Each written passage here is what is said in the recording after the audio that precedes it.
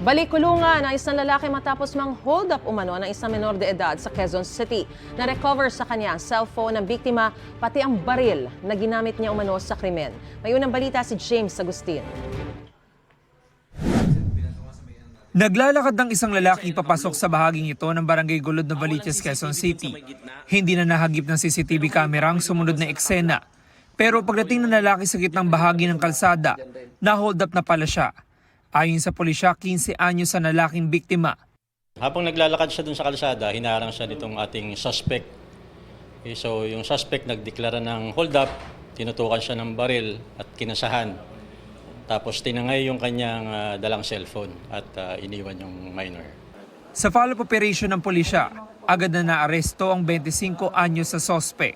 Nabawi sa kanya ang cellphone ng biktima at isang baril na kargado ng mga bala na ginamit sa krimen. Ito na ang ikatlong beses na makukulong ang suspect.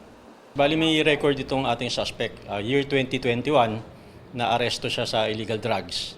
Then itong year lang na 2024, na-aresto naman siya sa illegal gambling. Nung kinausap namin siya, may mga sinabi siya na na-involved siya sa mga previous robbery cases din. Kaso? Walang nagreklamo, kaya hindi nag-pursue yung mga kaso. Tumanggi magbigay ng pahayag ang suspect na maharap sa reklamong robbery at paglabag sa Comprehensive Firearms and Ammunition Regulation Act. Ito ang unang balita. James Agustin para sa GMA Integrated News. Gusto mo bang mauna sa mga balita? Mag-subscribe na sa GMA Integrated News sa YouTube at tumutok sa unang balita.